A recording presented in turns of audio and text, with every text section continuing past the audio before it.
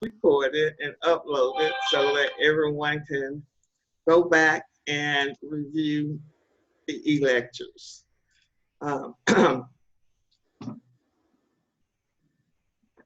In today's class, we're going to be featuring, and I'm so excited to have Mr. Board here, the CEO of DB Consulting Group. He's going to impart a lot of pearls of wisdom on our audience today. On Friday, we'll have Miss Linda Thomas Houston. Again, she just retired from CDC as a contracting officer representative. And she's chosen the topic to cover on Friday is understanding the importance of understanding the FAR clauses. Because sometimes we just get these contracts and really don't understand what we're being held accountable for. So it's very important that we understand what we're signing on to. Also excited that we are now branching out. GPI is growing. We now have 2 master trainers who are now training and starting the classes on a monthly basis. We have Ms. Sherry Tolliver, CEO of FEMS. She just started and kicked off the Business Ready module yesterday.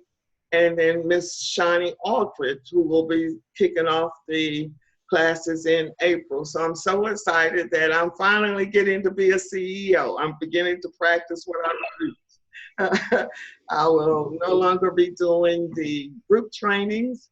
My services will be strictly focused on the one-on-one. Always have a free orientation session every Saturday from 8:30 to 9:30 a.m. You can go to our website to register, or you can contact me at 678-822-2303.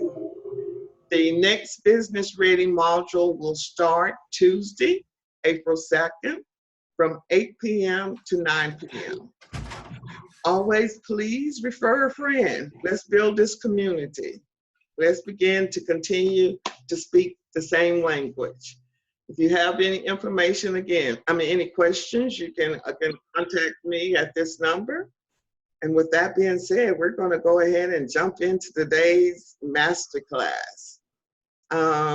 Welcome, Mr. Board. We are so happy to have you here. I do see people still jumping in. I'm going to mute everyone, then I'm going to unmute you, just so that we don't receive any background information. Noise. Okay. All right, give me 1 second. There we go.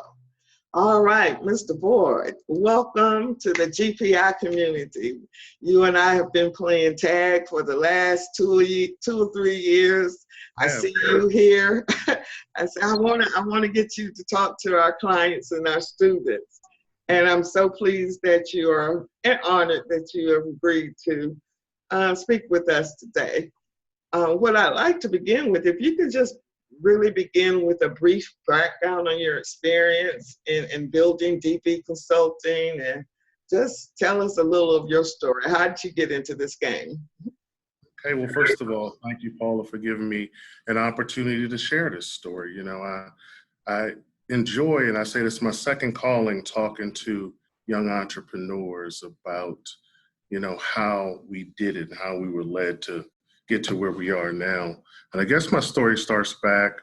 You mentioned you have a young guy right out of college, and mine started the same way. I was a biology pre-med student. I had gone on a research grant to Johns Hopkins University with the aspirations of becoming a doctor or a researcher. So I thought that was my path. And I quickly learned after a year there that that wasn't my path there. And so I was looking for something else to do. And there was a gentleman in my church who had a small IT firm, and he was doing a lot of work out at Fort Meade selling IT services, mainly hardware. And he wanted to break into healthcare. He wanted to break into not only Johns Hopkins, but NIH, since I had some experience out there too. So I joined him, not knowing much about the industry. And I can remember going down to Midweek, and I see a gentleman by the name of Dan Sturdivant, who I'm sure Yes, most people know. At the time, he was with Treasury, yes. and he opened up a thing and he says, so what's your SIC code? Back then, you remember there were SIC codes. Yes, And I yes, had no yes. idea. So learning on the fly, I realized that, wow, it's a lot to this government procurement. I had sold commercially, I had sold to hospital systems, but learning the federal government was going to be not a challenge, but it was going to take some time. So I utilized SBA, I utilized MBDA, and I utilized a lot of other folks and found mentors out there that could teach me. So I spent some time with him. He had graduated out. Then I joined another firm that was based out of Silver Spring, doing a lot of work with NASA, and I was running the BD side of the house. So I was able to bring over some of my NIH contacts, and I brought in CDC. And I said at one point, I'd love to do this for myself one day, but when can I do it? How do I do it? And that. And 9 years into helping this particular company grow, I got that answer. They let me go. So, okay. That always a good start. sometimes in planning, you get there. So and I will say too, I had learned by working with other companies. I learned the most important thing is what not to do.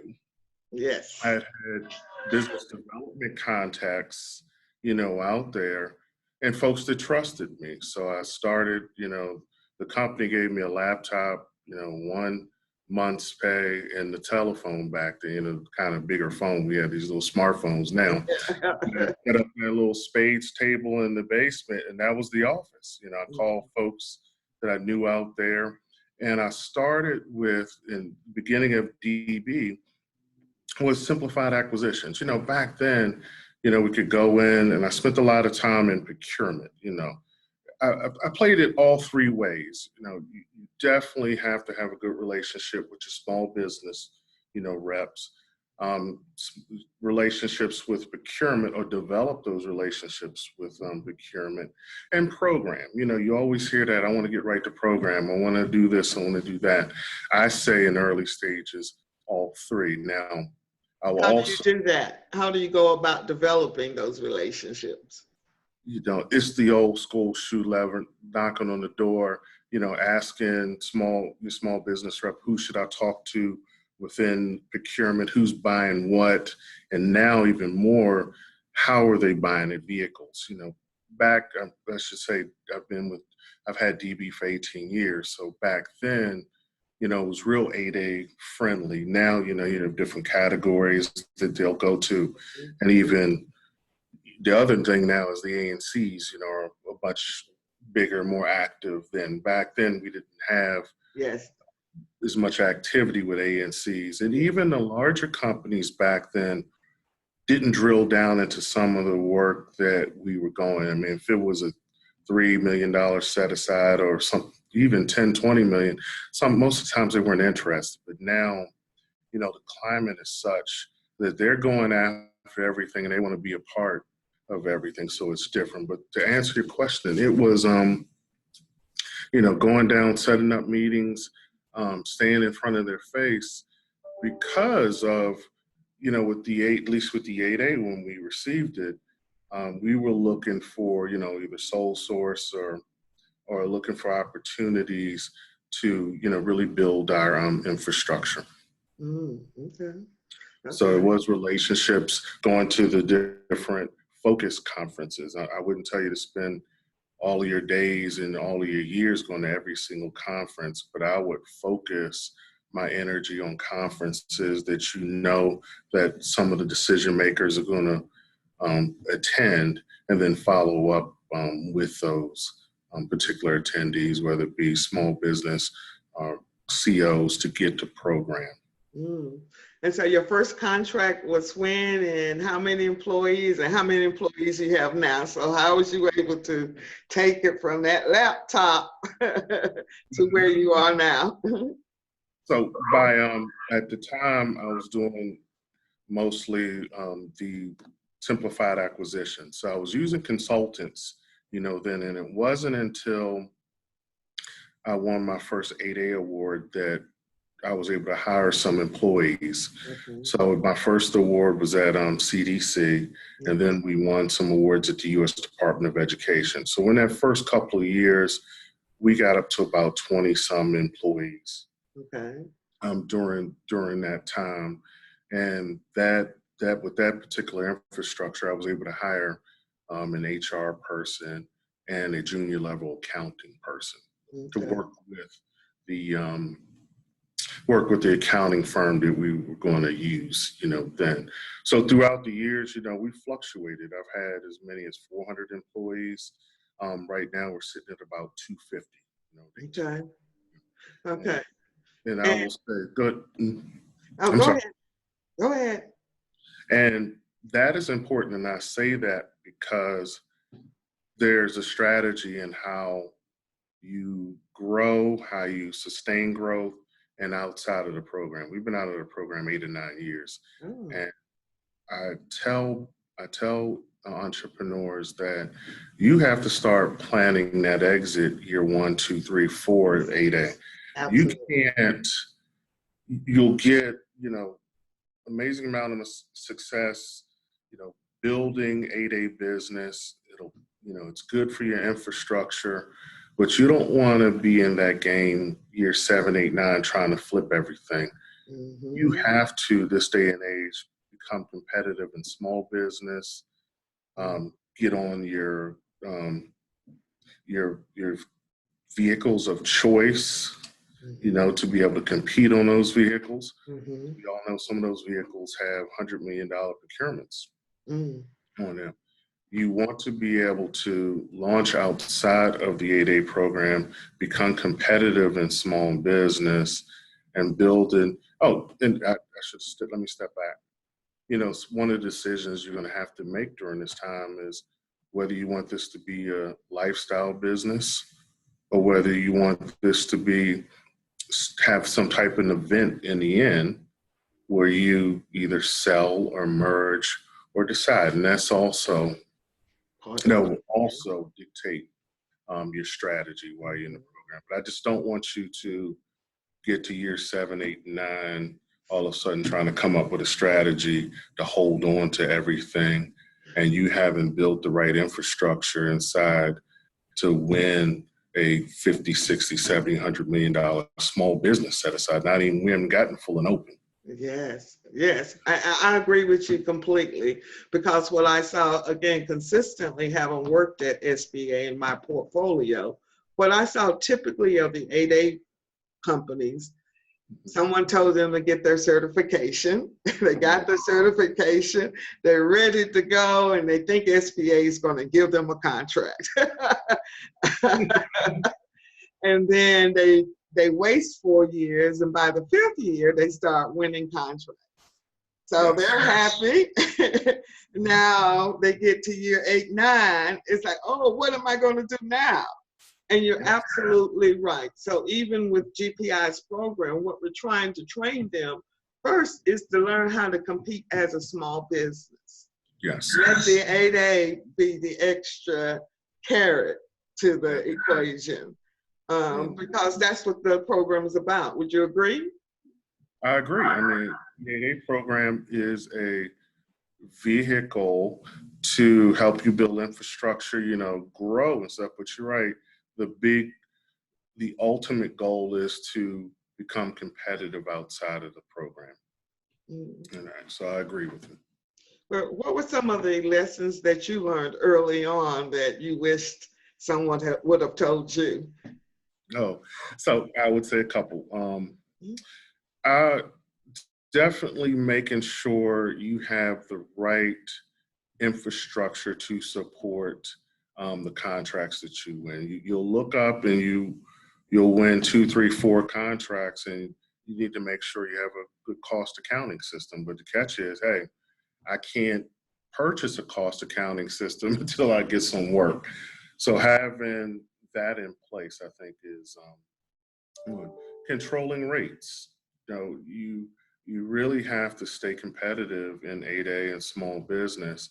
So really think about your hires. I say the two most difficult hires are, head of business development and a good controller, CFO, or whatever that title is for your industry. And being able to retain one of those two individuals is just difficult to find. Most of the good ones are working, and we know folks around the Beltway that just circle around the Beltway and come to your organization with dreams of growing you into this $100 billion firm, and you look up and they've been on your payroll or they've been a consultant for 2 years. So knowing when to cut bait and knowing when to move on from that. I will say that the individuals, unfortunately, that may be strong in the 8A market that'll grow you there may not be the same individuals that will launch you into being competitive, small, or in the vehicles of full and open. And I say that because it's just a different type of capture process between the two.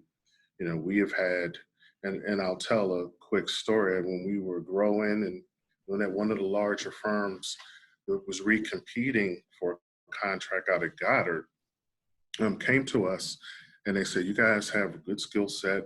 This contract is going to stay 8A. We would love for you guys to team with us. We want to come over and do a presentation. So, okay. So they come over and the first slide says, are you willing to invest $250,000 into this proposal? Oh, goodness. Like, okay. But that was reality for us because, when you talk about bid and proposal on this contract was over $100 million. That's what you're going to spend to get those. When I say that, that includes labor, include a lot of things. It's a long process. I mean, they came to us a year plus out. And during that time, I probably visited like 60 of the customers out there at Goddard. So really looking at how you develop your business development team, but as an entrepreneur, knowing where your strengths are and knowing that you can surround yourself with folks that know way more than you, hold them accountable, grow your business, and really focus in on where you want it to go. As I mentioned earlier, is this a lifestyle business or is this going to be a business that's going to launch me into something else? Yes, and and for me, you're right. That was my biggest challenge in that first business, was finding an accountant. I had a good business development, and I tell businesses you can't just have Joe accountant doing your books in this space. You need someone that understands what your accounting system how it should be set up, and you don't necessarily have to go buy and purchase Deltek. I think that was my biggest mistake. My first contract was with CMS. It was like, well, you need to have Deltek. So Deltek was $17,000, and that was hard for a small business. Whereas I could have just used QuickBooks and still accomplish the same thing. So do you find it different marketing from when you started in 2001 to now? I know you said it's more competitive, but is there a different approach that you're taking now than you would have taken 18 years ago?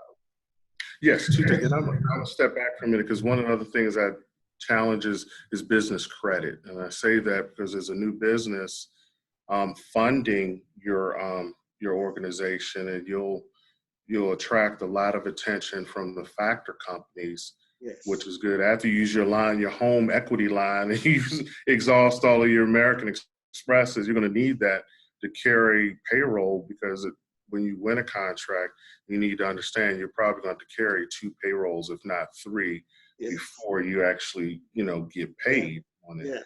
So my advice would be, if you have to go to a factor, keep everything tight, stay profitable, Don't draw a lot of money out the company, because your goal is going to want to go into some type of bank. And to your point, you want to go into a bank that has a strong government contract section that understands your business. So as you grow, they'll grow that line of credit with you. So to your question about, do I see marketing to the federal government different now? And I say yes. And I say that because the landscape of competition has changed.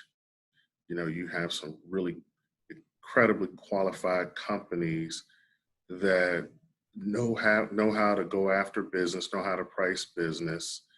Then you have competition from the Alaska Native companies. You have competition from full and open companies getting behind small businesses, because I mean, with the landscape now, they want to be involved in every opportunity, you know, there. So I do see a difference in the amount of competition and the types of firms that are going after these. And one of the things I don't think has changed, but you know, we always say in our business development approach, you know, we're going to do a funnel, we're going to identify opportunities, and let's say if that goal is let's identify $1 billion worth of opportunities, just identify them. Then you want to qualify those. Then you want to go into capture with some of those, and then you want to go to proposals. Okay, so, can you back up? So when you say, how do you go back? Because we have young and old and new, so we want to break it down a little more. So when you qualify, how do you go about qualifying whether or not that's a good bid? That whole process that you go through. Great question, because I believe that's the most important step right there. Because what we don't want to do as small businesses is chase bad deals. So identify, I mean, you know, all of the tools to identify, from GovWin to GovPurchase, you know, there's plenty of those. When I say qualify, some of the questions, what we want to do is go out and at least meet some of the customers, you know, find out what's going on. Let's look at the competitive, you know, landscape, you know, who's the incumbent, who do we think our competitors are going to be, you know, pricing. Does it make sense to us? Is this LPTA? Is this, you know, can we win it on price? Or is it, if we win it, are we going to lose money or break even? Then it's not, you know, worth it, you know, to us there. Do we have, well, first of all, do we have the capabilities to do it, or the past performance to do it? So really qualify it. And all qualifying does is takes it to the next level. Meaning, okay, well, let's spend some more time, let's spend some more resources on this particular opportunity. It doesn't necessarily commit us to bidding it, but during that qualification stage, we can at least get rid of some deals that we don't believe are right for us at this time. Okay. And then it goes to the capture management, you said? And yeah, so can you break the capture management, because that's part of what we're teaching in the class, but I want you to share it from a practicality perspective. From capture, we are on the capture side, we're looking at several things. You know, we're looking at our approach to going after it. So what type of team? Let's build a team. Let's talk to certain companies. You know, is this, if it's a big one, should we do a joint venture? You know, should we do an SBA mentor protege on that? So really it's the strategy around how we're going to build a team to do it. It is looking at potential key personnel that are going to bid it.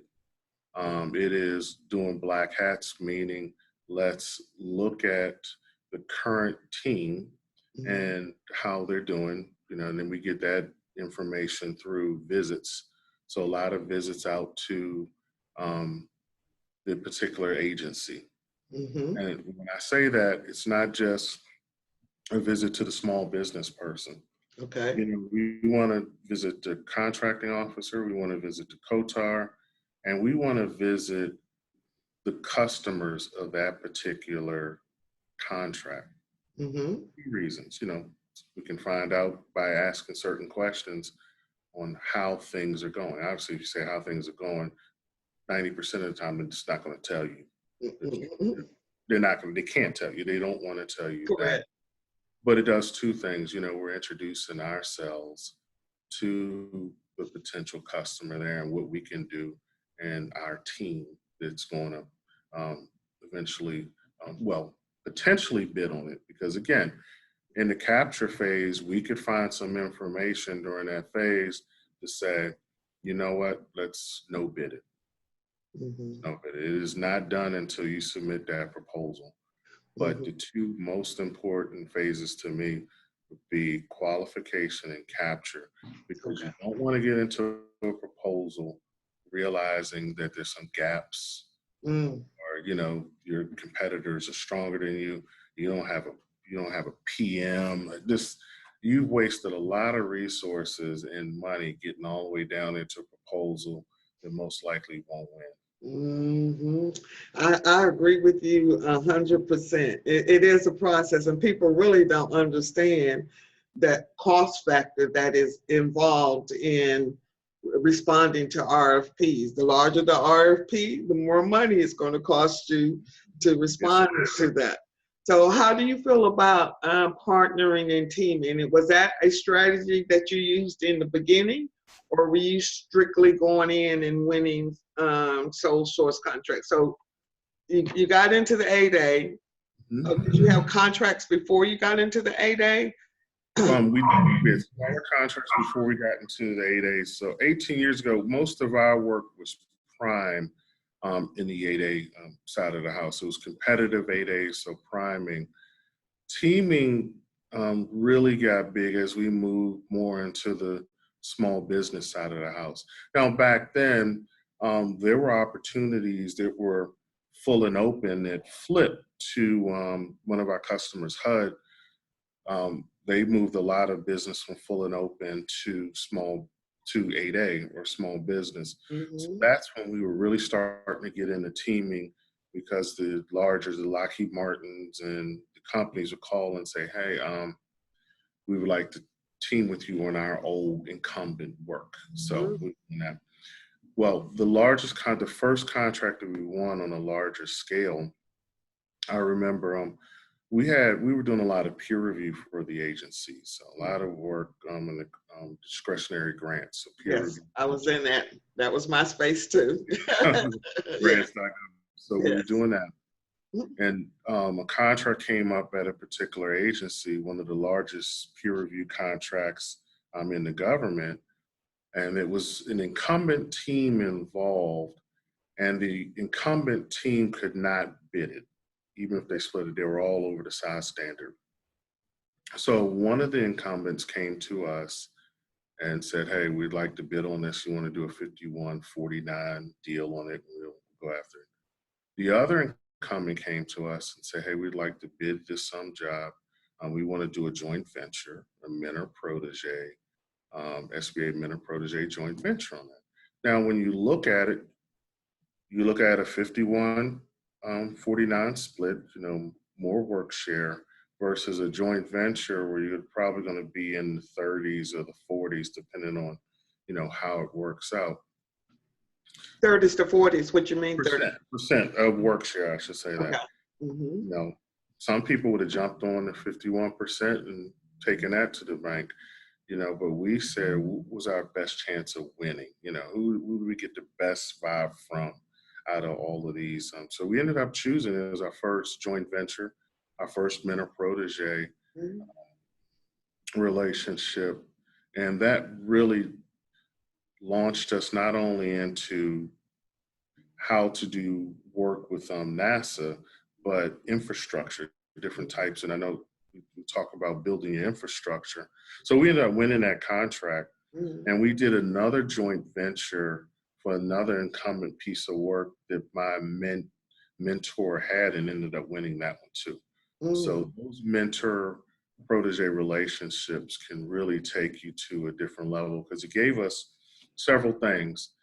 First of all, we had past performance in a large contract. We Mm-hmm. had past performance and managing. We had a large prime as a sub, so we could tell folks we managed large subs before, Mm-hmm. and we could tell the agency that we have the infrastructure to handle Mm-hmm. your costs plus contract and all of the things that come around having that.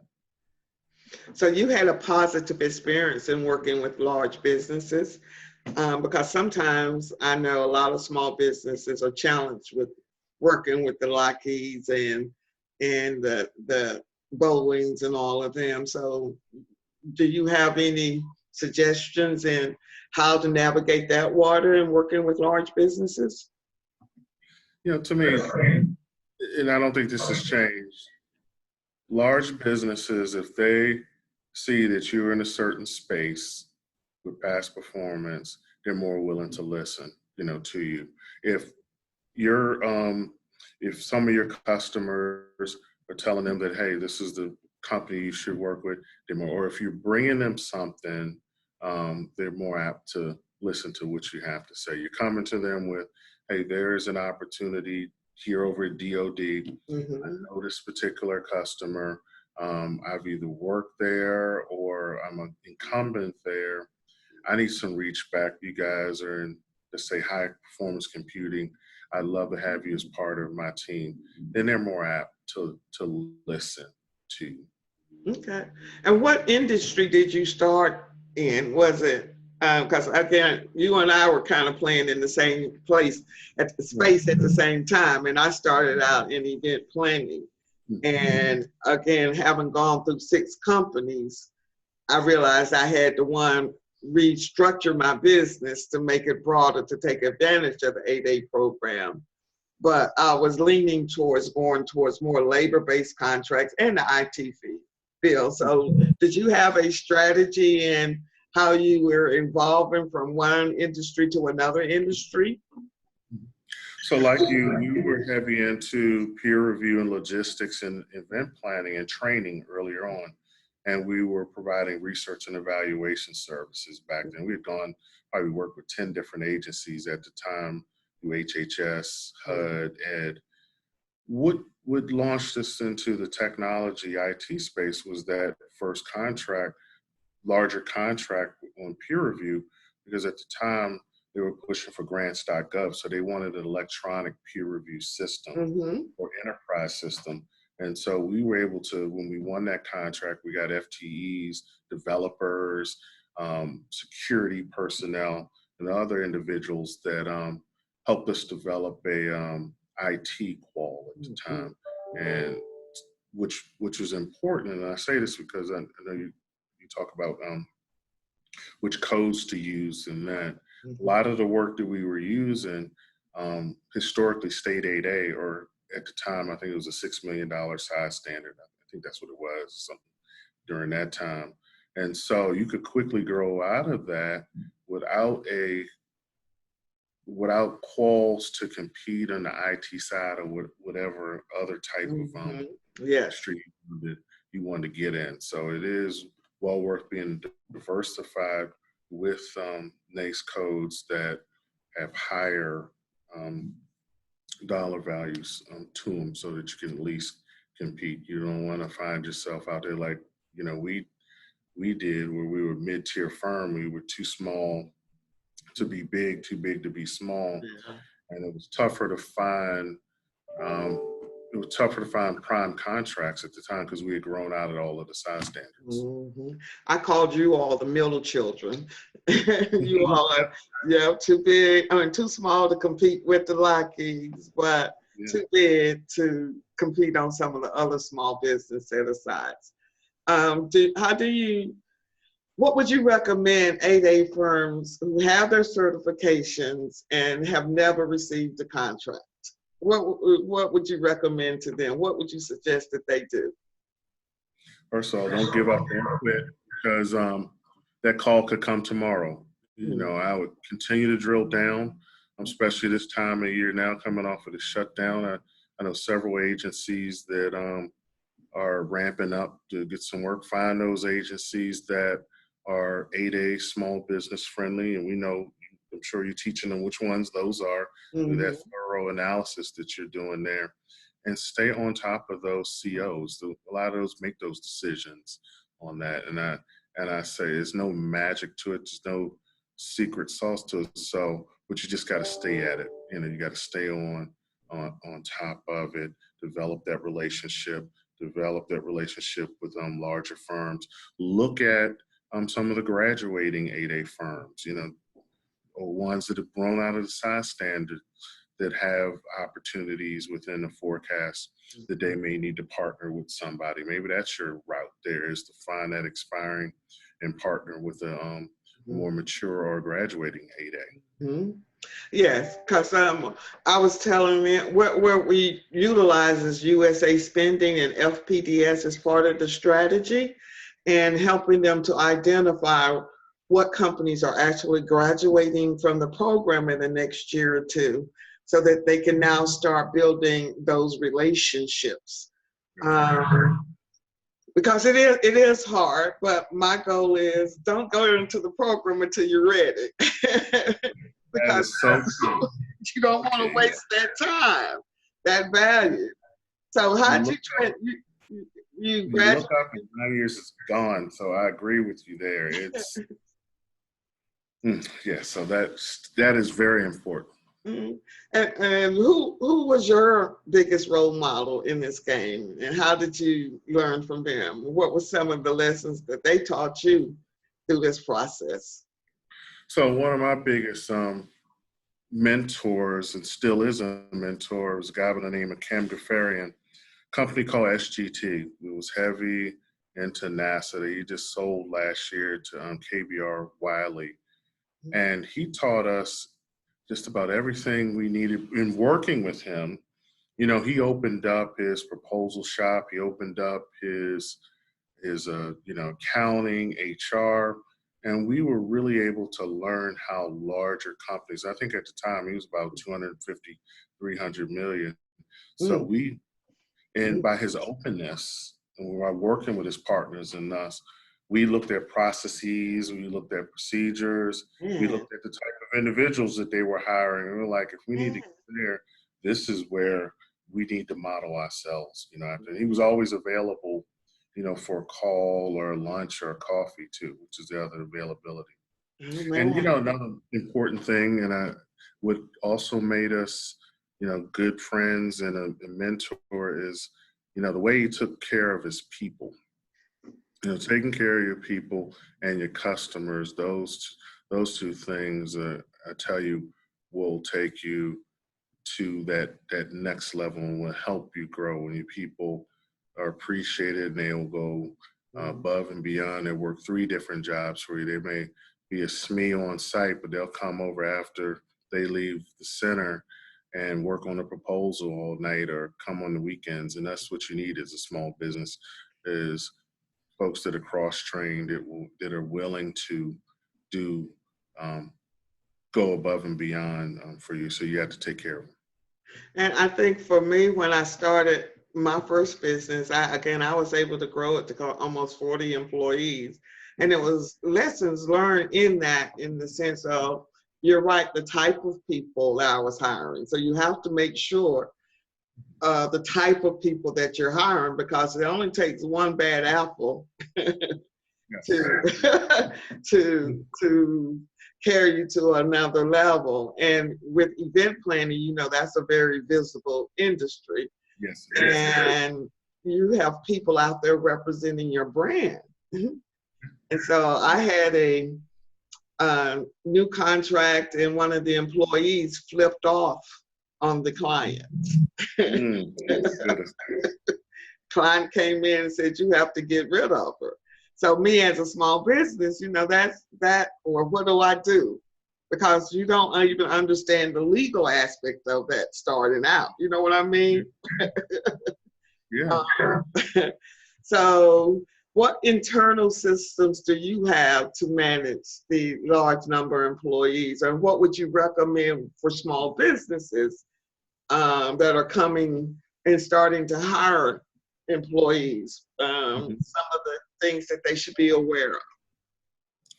So, you know, of course, SharePoint is always, to me, an easy thing to set up, to communicate, to do files and that. You know, we went from back then Peachtree to Deltek. So we started with GCS Premier, and now we're on CostPoint. So that's doing a lot of our cost accounting and our timekeeping. I would always recommend outsource payroll. So ADP, we've been with them forever. Get that off your plate. You don't want to deal with some of the headache that can cause. So do that. And, you know, we have several different meetings that we set up. So we have a program manager review, PMR is what we call it, every month. Okay. So it doesn't take a lot. I mean, you don't need any elaborate software system to do it. You know, you could track it within either SharePoint or even Excel spreadsheet. So what this does, this allows your program managers to come in and talk about their program. You go over finances, you go over risk, you go over all of those things so that you're aware of what's going on with your particular programs, you know, there. That's also, we had to set that up as a part of the ISO and the CMMI level 3. But more importantly, it gives you visibility into your program. You can ask certain questions as an owner. We have a business development review where the folks on the BD team or your BD rep will brief you on all of the opportunities and how they're moving along. And I think those are very key. And then, of course, you'll have your senior staff. And I think those are the basic things that you can set up as a small business as you grow before you start investing into all of the other types of things that help you grow as far as systems. HR, we hired a junior level person. We were able to do that. I know there are different types of companies out there that you can outsource all of that. I've heard good things and bad. I wanted to keep HR a little closer to home, so we went that route. And even in accounting, there are companies out there that you can outsource all of that to. And I've heard, you know, good, positive things and affordable there. But I just felt like for us during that time, giving somebody a chance, they're either junior level to grow into that position, or at least get us to where we could hire somebody at a more senior level, work better. You could go down the hall and have, you know, those discussions, but you still had the advice of your accounting firm that you were using too. So if you needed more of a senior level look down and through, you had that accounting firm that you chose to do too. Do you, again, you just got so much information here. I'm just, words are just, questions are just going through my head here. For me, I had gone through 6 companies before I started mine. And I was actually on one contract that went through 6 companies on the same contract. And so when I started that first business, I realized that those other companies were allowing me to get too close to their clients. That's how I was able to walk in the door with these contracts. So I knew when I started my business, I wanted to make sure that I didn't have employees like me. Not that I wasn't a good employee, but I wanted to make sure that that relationship stayed at the top. And I think that was what I was seeing with a lot of the small businesses I work with. They win the contracts and they lost the relationships with those clients. Do you have any words on that type of scenarios? Well, that is difficult because I have 2 contracts or 3 contracts now that we have individuals that have been on the contract for over 20 plus years. I don't think I can ever step in front or get involved in that relationship because that customer is always going to lean towards this individual. Now, do 2 things. You know, I develop my own relationship with the customer. Yes. And if there is something inappropriate or I don't like, I can have that conversation with my staff member and hopefully you'll correct it and change. But that is something that is hard to come between because they're friends. They hang out on the weekends. They go to church together. They do things that I don't do with this particular customers. So that is a tough one. You have to manage anything that you think may be inappropriate at appear, or not share some information with that customer, especially with that particular person. If you're going through a recompete, you may not want to have that individual is involved, because that individual could potentially, over beer or coffee, tell your customer, all the things you need to know and out there. So you have to be real careful. It's very sticky. And how about other people? Again, for me, and that's what encouraged me to start that first business. I would have other vendors approaching me, trying to, because they knew I had the relationship with that client. So do you have a non-disclosure, a non-compete with those individuals? How do you protect yourself from other vendors coming and trying to market your employees? Yeah, so we have NDAs and non-competes on.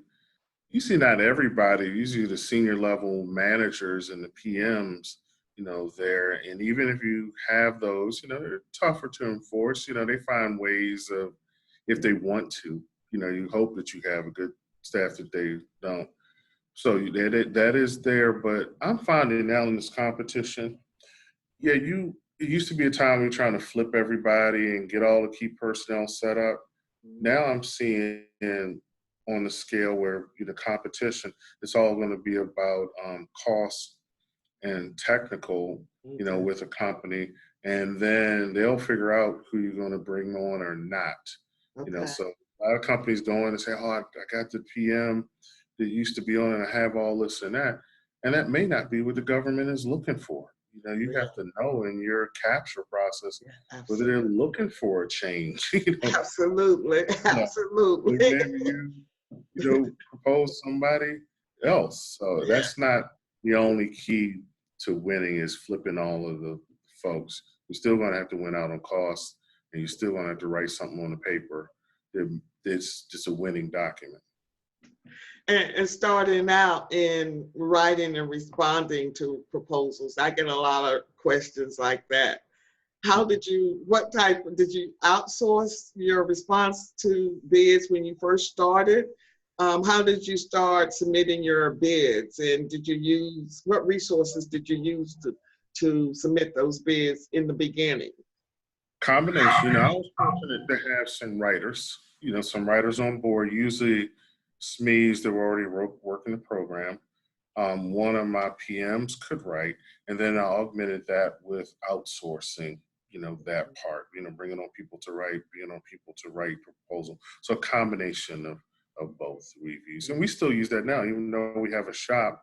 There are times that we may have a couple cycles going on, 2 or 3 proposals coming in, and I have some individuals that I've worked with that are good, that I'll bring in and say, hey, can you run this one, for us? And this, so pick and choose. We do that for cost also too. When we know that it's going to be real competitive on the cost side of the house, we may call one of these consultants to come in, and most of them are paid by the drink. So they're not telling you $15,000 for the month. They're saying, okay, it's going to take me X amount of hours to do this and that. And you can say, yes, I want that, or no, or cut back on this. So we use a lot of those individuals to help us. And how many bids are you submitting in a year? Because I tell them, a lot of the students, I'm telling them it's a numbers game too. So how many bids do you submit a year? Wow, how many bids? Because, we have several vehicles, so task order versus proposal. Wow. Larger bids, probably about 10 larger bids a year. What do you classify as large? Over 50 million. Okay. Over 50, yeah. Mm-hmm. And then we constantly have task orders coming in and out. So smart. So if you're talking about on a task order level, we're probably doing about 30 of those a year, 20 to 30, depending. Again, it's all about smart bidding. Okay. All right. Great. I am going to open it up for questions. um, for anyone, since we're getting ready to wind down. Anyone have any questions for Mr. Boyd? Please, you can unmute your phone and ask the question, or either you can send it through a chat. Anyone? Okay. I guess I can't believe this class, as much as they talk during the evening. No questions. Hey, Paula, this is Michael Moss. Sorry, I couldn't unmute. So quick question. First, thank you, Mr. Boyd, for your time. Quick question. I did see a point where you talked about gaining the relationship with contract officers. So outside of anything illegal, I mean, I know people try to get, really close to them. So what would be some of your I guess points or steps for us to kind of start those, or not start, but just, to get those relationship with contracting officers? Is that just simple calls, or how does that work? Yeah, I think it's calls, meetings set up, and I think appropriate questions to ask the CO is, how are you going to procure this? Is this going to go 8A? And if it is going to go 8A, I'd love to be a part of that competition. Is it 8A where you're going to, pick some firms to come in to present, and that, or proper questions are, who are the end users on it? Who are your customers out there? And then set up meetings with them, too. So yeah, it is calls that, MCMA has been good with contracting officers coming through and being responsive. It's the National Contract Management Association has been good with that. But it is getting to either phone calls or a face-to-face meeting with them to ask questions about a particular opportunity. And generally for us, it's around who's using it and how is it going to be procured, because they normally have a lot of influence on either what type of vehicle it's going to go to, or who's going to be the COTAR on it. And are you still using 8A as a vehicle, or partners with 8A, or what if you're not with the 8A? Because you're partnerships, yeah. Okay. We had 8A stars a few years back, but when the on-ramp came, of course, they told us we were no longer eligible for that, which is fine, because that's the position you want to be in. What is 8A stars? Can you explain that to them? 8A. Okay, so 8A stars is a best-in-class vehicle, is what they call it, through GSA.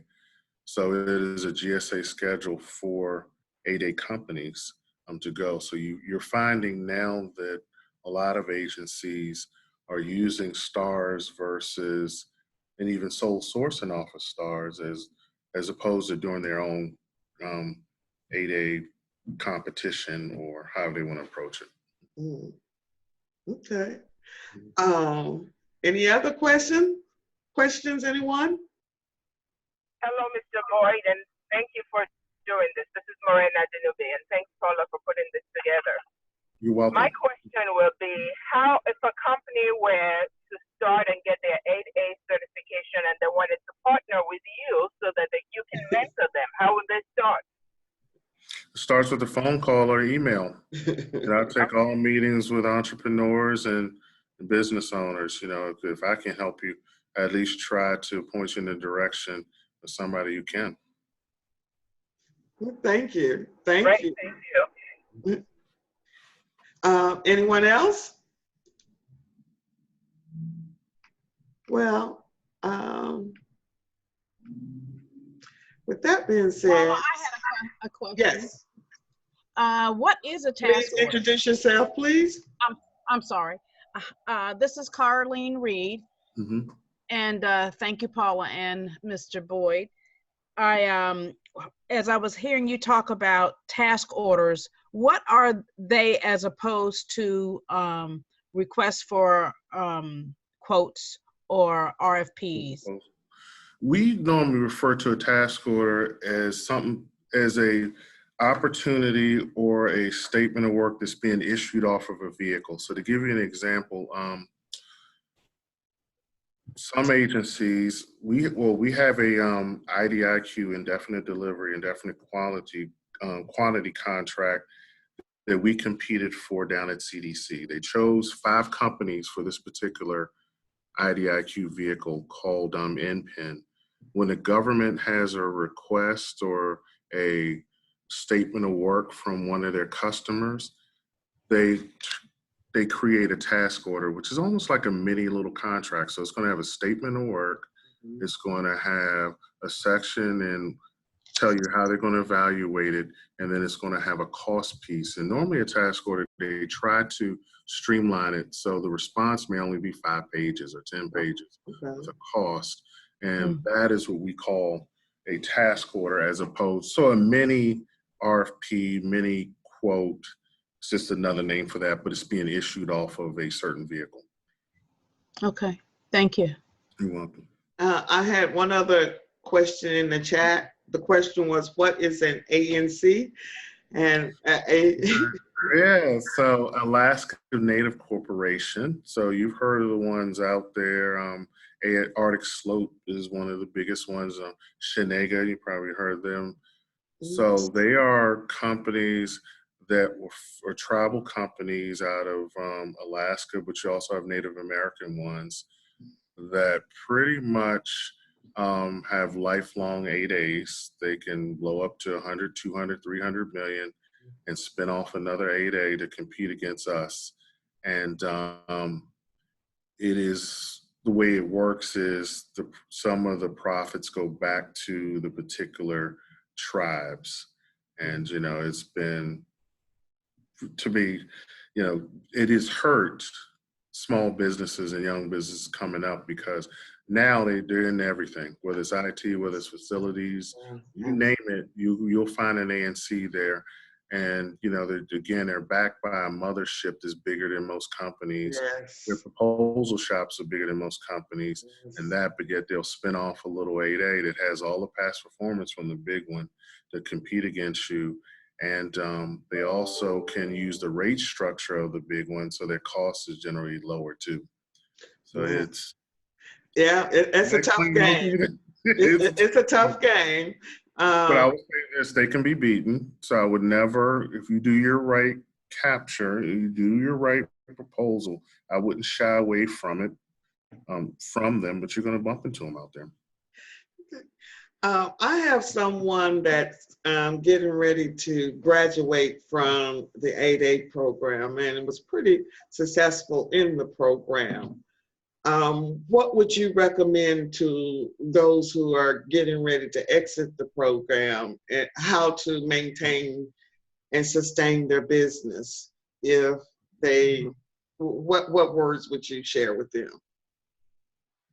I would look at my current strategy as far as how I'm going to go after business, whether it be, you know, my teaming, whether it be small business or going after vehicles, and seeing if I have the right people on board that can execute that strategy. You know, I would definitely look for a mentor-protege relationship within 8A, probably an 8A that knows my current customers. I think that's a good team. You know, if they're already doing some work or have similar quals, whether it be cyber, and they're good in cyber, and that's what you providing. I think those would be the 2 things that I would start with. Then the third thing is, where do I want to go with it? You know, do I just want to be a profitable lifestyle business for a while? Do I want to look at certain contracts that, you know, will set me up for a sell or merger? So you have to decide that too, as to after you graduate, where you want to go. And I think for me, watching Verl, I don't know if you grew up with Verl Zanders. Verl was one of my early mentors, yeah. For me, he was the roadmap for me, meaning he got into the program and he sold it for $27 million in 6 years. So I think if you're in that space, you're in all businesses are highs and lows. So you need to be able to position yourself, if you're going to sell it, where you're at the highs. Would you agree? I definitely agree. I'll say one more thing, you know, say, hey, my business is my baby, this and that. I would argue you need to look at your business as a vehicle. And if it's at the height, and somebody wants to buy it and sell it, you need to take a serious look at it, because you may look up, a year or two down the road, and you would have left a lot of equity on the table. So, I mean, you take care of it, but it should be a vehicle, because you could always do it again if you want. And you may not be able to get the 8A again, but you can do a small women owned, you can do a small business. So you can get back into the industry. But if somebody offers you 20 million on the table right there, and they want to take it, I'd say take it. And do you tie, for most of us in our community don't even know how to even begin that process. How do you tie in with the acquisition? And do you have specialized attorneys that you're working with from the beginning? How do you start that process from that end, do you think? You started by, there's at least 4 or 5 top firms around the Beltway that specialize in government mergers and acquisitions. They're always having some type of event, inviting you out, and it's a relationship. I would go around to a couple of them, see who you definitely want to lean towards somebody who likes to represent sellers instead of buyers. And so, get that relationship with that person and do a deep dive. They will normally give you a fair valuation of your company and tell you where you fall in the space and you start with that. Okay. And it's about getting that relationship. And they can recommend the attorneys for you if you don't already have that. But I think if you're really looking at it, you start there. You ask that person, how much is my business really worth right now? Okay. And they should be able to tell you that. All right, we are at 1 o'clock, and I thank you for your time. And Thank if you want appreciate to, it. we love hearing how everyone else grows their business. So we appreciate what you're doing. Keep thriving. And do you have any parting words that you'd like to leave with us? I will say that take care of your people, take care of your customer, don't give up. It's out there for you. Oh, and real quick, diversify now. As a result of that shutdown, a lot of businesses learn to diversify. When I mean that, not only commercial, but within the government. Yes. Different customers in the government. Yes. Diversify within the government. Yes. Not meaning don't have all your clients with HHS, have DOD. DOD, try to agencies. so you can sustain any type of shutdown or change in administration if they change the budget. So I'll leave you with that too. All right. Thank you again. We appreciate you. I appreciate you. Thanks. All right. Bye-bye.